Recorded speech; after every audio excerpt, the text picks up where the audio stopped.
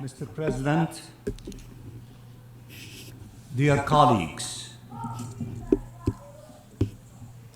I stand before you as lives continue falling apart in the Gaza Strip, torn apart in the most brutal and devastating ways. I stand before you as more than 35,000 Palestinians have been killed, 80,000 have been maimed, 2 million have been displaced, and everything has been destroyed. No words can capture what such loss and trauma signifies for Palestinians, their families, communities, and for our nation as a whole. As Palestinians in Gaza have been pushed to the very edge of the Strip, to the very brink of life, and in the ever-narrowing space they are besieged in, bombs and bullets continue hunting them down. I stand before you as famine is settling in, by design and by the decision of the Israeli government, killing the most vulnerable among our people, children and women. Israel closed the crossings instead of opening them, including the Rafah crossing, seizing by force the Palestinian crossings point of Rafah. Humanitarian convoys were attacked with its blessing, and the UNRWA headquarters was assaulted with its complicity. At the time where the world was calling to flood Gaza with humanitarian aid and calling for a ceasefire, Israel imposed a drought. Its plan has not changed: destroy and every inch of Gaza has witnessed massacres as mass graves continue to be uncovered where hospitals used to stand, as the world is barely starting to grasp the cruel and extensive nature of the actions committed against the Palestinian people. I stand before you as the Israeli Prime Minister is ready to kill thousands more to ensure his political survival, as he openly declares the Palestinian state is an existential threat, and together with his co-conspirators continues 76 years after the Nakba to try and finish the job. Israel's war is against the Palestinian people as a whole. Its occupation forces and settlers kill daily in the West Bank, including East Jerusalem. Its bulldozers displace Palestinian communities and demolish Palestinian homes everywhere. I have heard many praise the resilience of the Palestinian people, and we are resilient. But no nation, no family, no person should have to endure such suffering for so long. Such injustice, from birth to premature death, one generation after the other.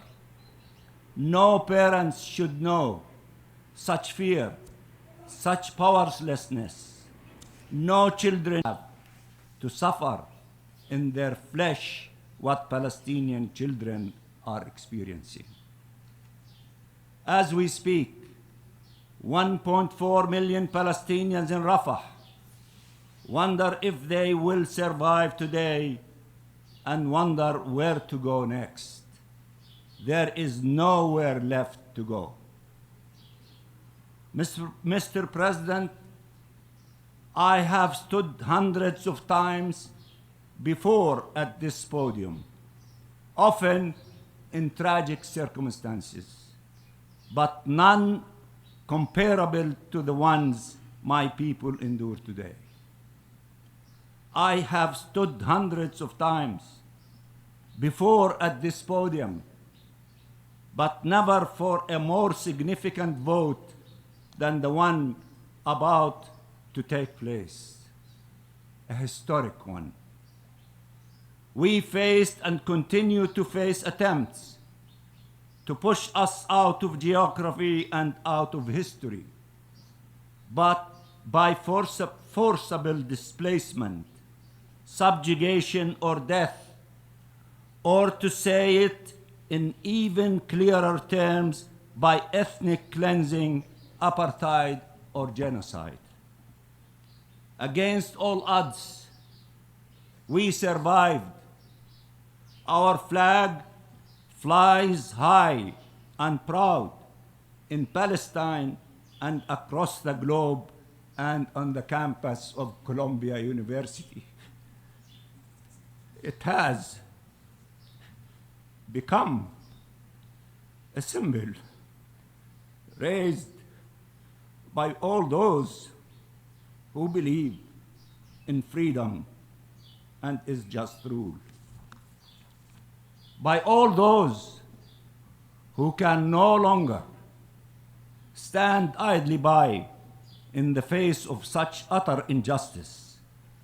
It is true that we will not disappear, but the lives lost cannot be restored. The marks, visible and invisible, left by this horrific assault that has yet to end on bodies and souls, on families and communities, on each single Palestinian in the Gaza Strip, can never be truly conveyed. We did not write the UN Charter. We did not enact international law. We just demanded to see them applied to us, and have been until now denied their protection. As the campaign to displace and destroy the Palestinian people reaches its ultimate levels, you can decide to stand by the right of a nation to live in freedom and dignity on its ancestral land, to stand with peace, which requires the recognition of our rights, not their continued denial.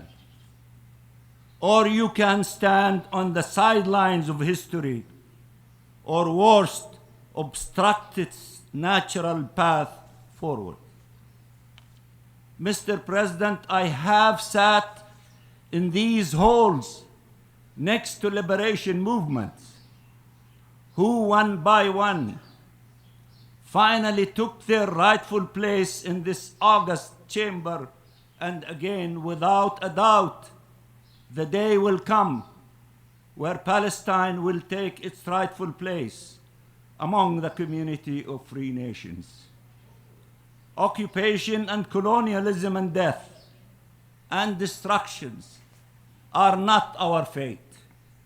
They are imposed on us, but freedom is our sole destiny. We share with many nations represented in this hall the suffering they endured, the struggles they led, the dreams they had. You have been witnesses to the story of Palestine, and you can only look at it from the prism of your own people's journeys towards liberation. Liberation so life can prevail. Liberation so peace can prevail. We want peace. We want freedom. There is no word harder to pronounce when tens of thousands of your people have been killed. We do not use it lightly. We want peace. Our freedom is not an obstacle to peace.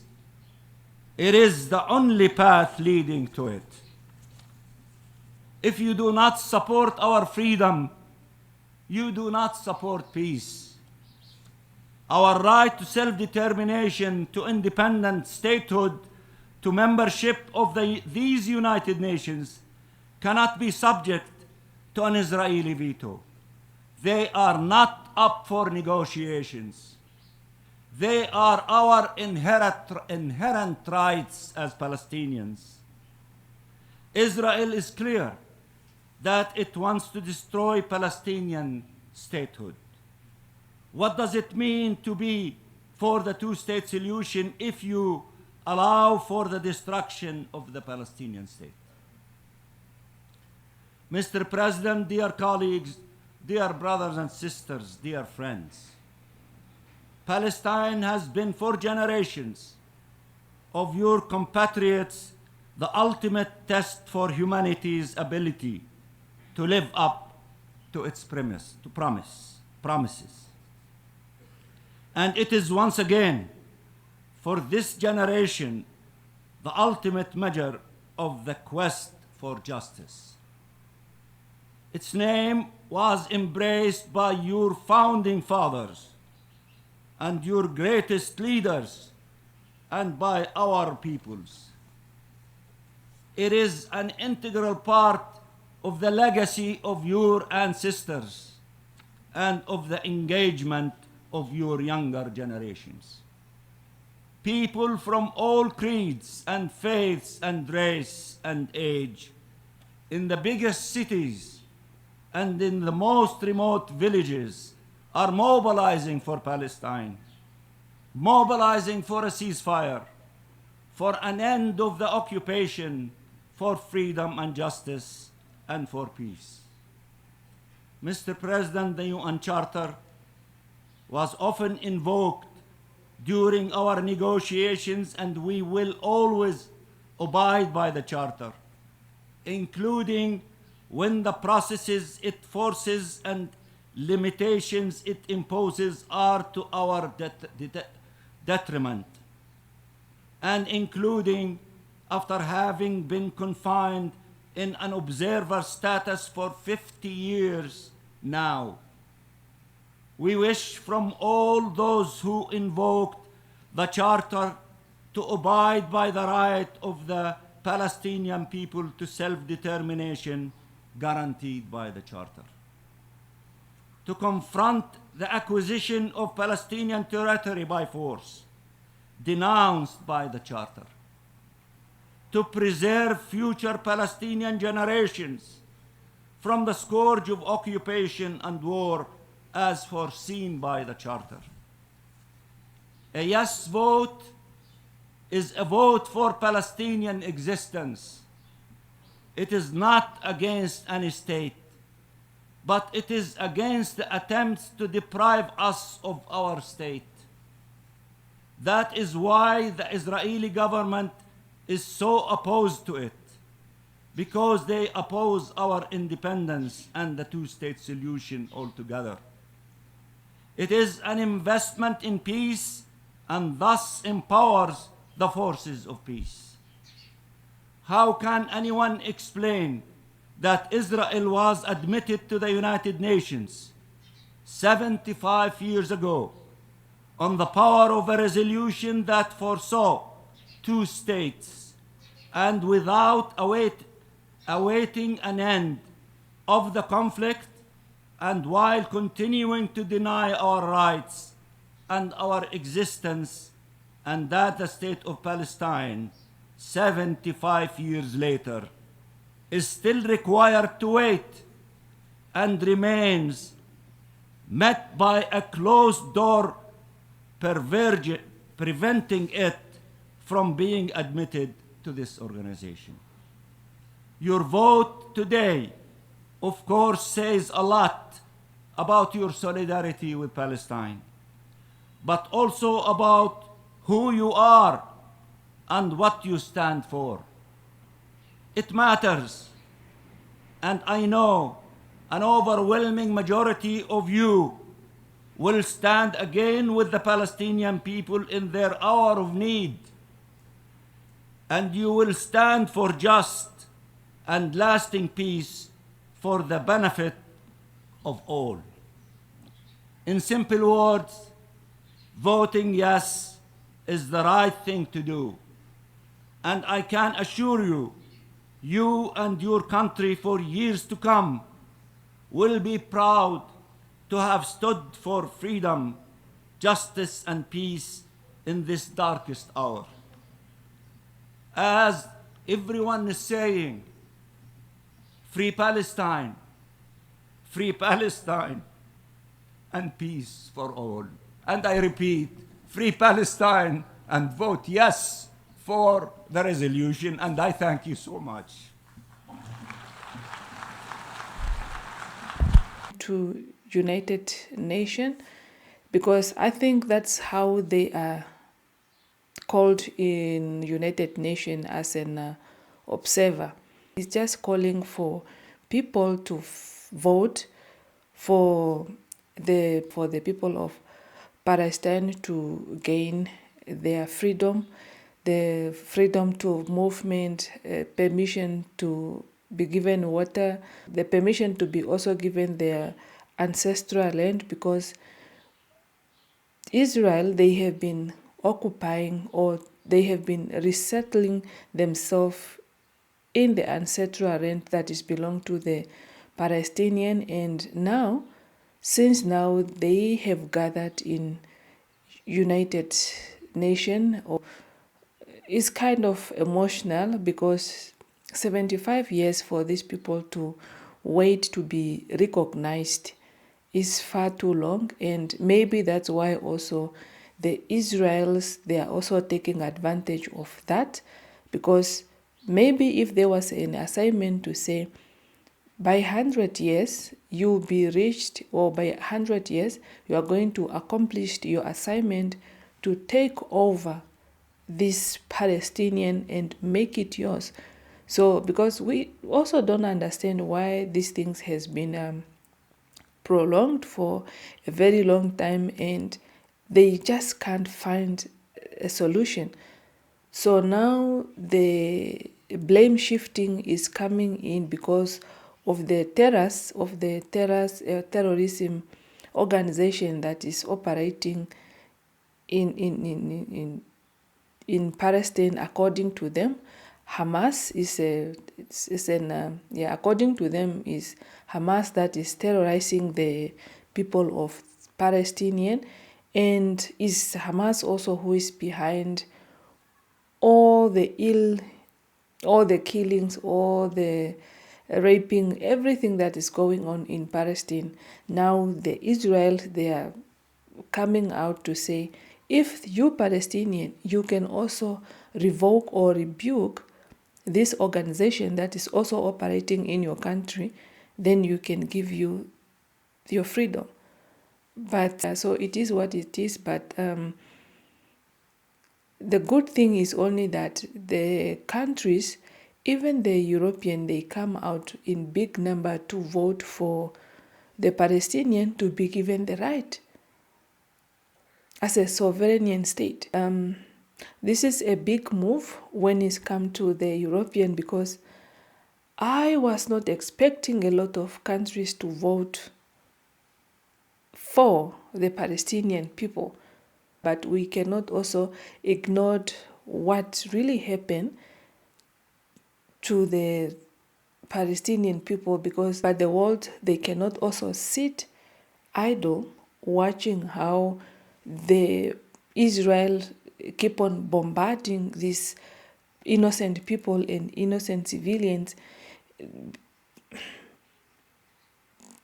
by Israel. Because now the Israel, maybe what they wanted is just to eliminate the whole Palestinian, because we really don't understand how they can go to such an extent to try to terminate or try to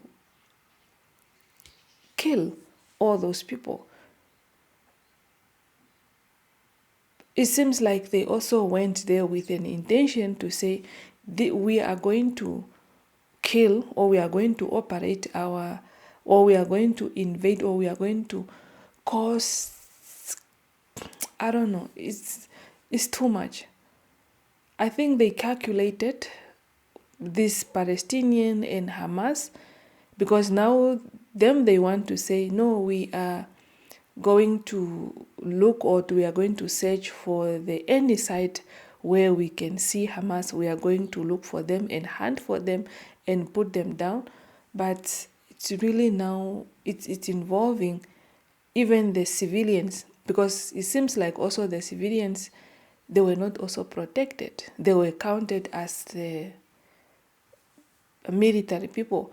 So that's how it is. So, but yeah, so we are grateful that a lot of people, they came to the side of the Palestinian this time. So thank you so much for watching. If you have watched up to this far, consider yourself subscribing to the channel, like the video, share the video, and turn on your notification so that you can be notified whenever I upload a new video.